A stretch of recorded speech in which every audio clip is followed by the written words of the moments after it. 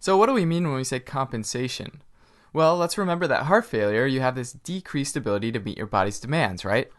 Well, your heart and body have this way of trying to make up for this decreased ability and increase the blood you supply, and that's called compensation, because you're compensating for this decreased supply. But in heart failure, this can lead to something called decompensation. So eventually you can't compensate anymore, and your symptoms start to get worse, and heart failure gets worse. So there are a couple main ways we try to compensate, and each of these ways either increase your stroke volume or increase your heart rate. And remember that cardiac output equals stroke volume times heart rate. So if you increase either one of those, you're going to increase your cardiac output. The first thing we're going to look at is activating your sympathetic nervous system. And this is like your fight or flight response. So for example, what if you're hiking along in the woods and you see this bear? Your sympathetic nervous system is going to kick in. And your heart rate's definitely going to go up, and your stroke volume is definitely going to go up. And so your body's like preparing you to either fight or flight or run away.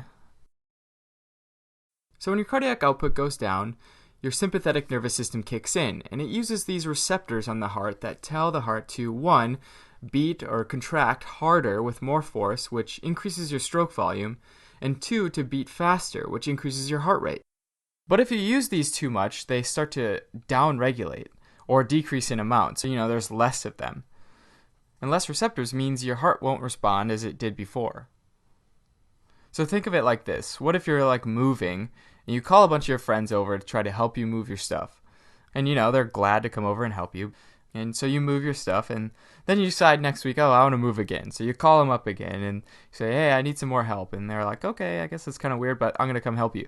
And then they come, but then the next week you're like, I want to move again. And then you keep doing this week after week, and those friends are going to start to, 1, question why you're moving so much, and 2, they're going to stop maybe answering your phone calls.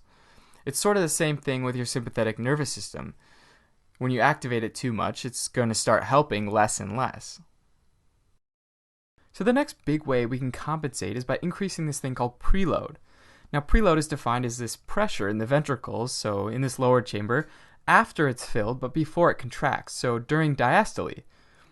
When it's filled, the walls and the heart muscle cells are all stretched out because it's like filling up a water balloon. So you put the water in it, and then the water causes that balloon to expand, right? So the more you fill in, the higher this pressure or preload. So as you keep filling, the walls stretch more and more, and we get higher pressures or preload.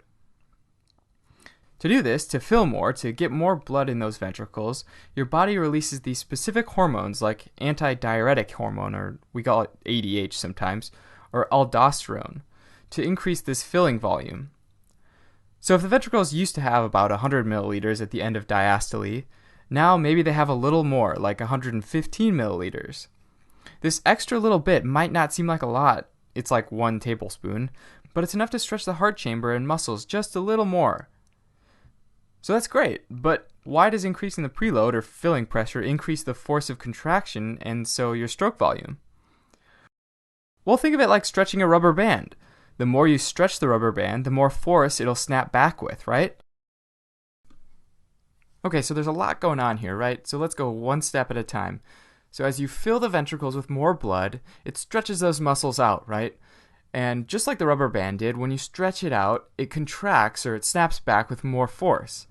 And when it contracts with more force, you get more stroke volume, you get more blood ejected.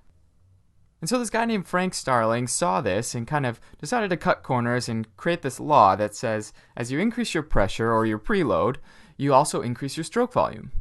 And that's the Frank Starling law. Sweet, so increasing preload increases stroke volume and therefore your cardiac output, and is one way we can compensate. But again, like overactivation of the sympathetic nervous system, this is a real delicate balance. So these muscles now contract with more force, right? But that means that they use up more energy to do that, and therefore they need more blood. And if there's no additional blood flow coming to the heart muscle cells, they can begin to die off.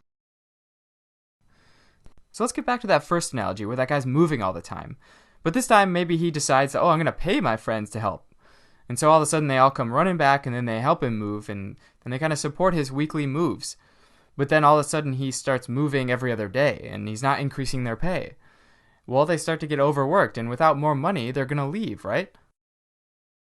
It's kind of the same thing with our muscle cells. They're contracting harder and they're working harder, so they need more oxygen and more blood, but they're not getting that, so they start to die off.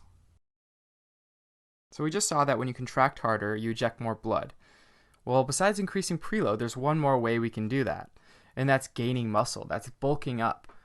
And this is also called myocardial hypertrophy, where your heart gains muscle mass.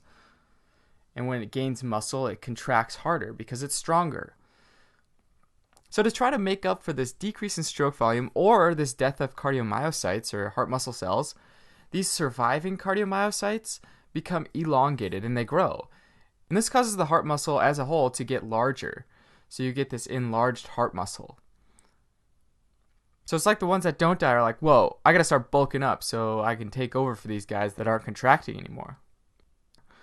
And these bulked up muscle cells contract harder, they eject more blood, and they increase cardiac output. Perfect. But, as we know, this usually comes at a cost, right? Well, more work means more oxygen and more blood supply. But with heart failure, we know that that's not an option. And so without an increased supply, these bulked up cells get overworked and then they start to die off.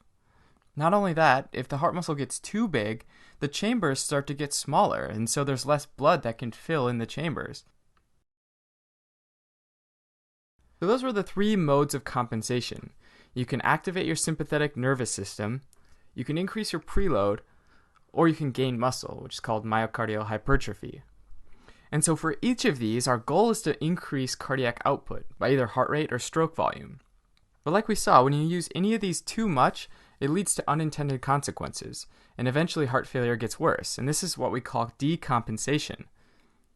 So when you overuse the sympathetic nervous system, your receptors start to go away, and you end up with a lowered response. When you increase preload, your muscle cells stretch and then contract harder, but this costs more oxygen, and then eventually leads to cell death. Similarly, with hypertrophy, these bigger muscles also use more oxygen, and without that, the cells die. So not only that, these three can often feed back on each other. Like the death of muscle cells from an increased preload might result in hypertrophy because those remaining cells start to bulk up, and this increases cell death even more. And then as the heart weakens from this, it might stimulate the sympathetic nervous system to try and beat harder and faster, which further progresses heart failure. Most of the time it's really difficult to pinpoint which one was the initial culprit, but the major takeaway should be that compensation, regardless of its intentions, is often a major contributor to worsening heart failure and eventually decompensation.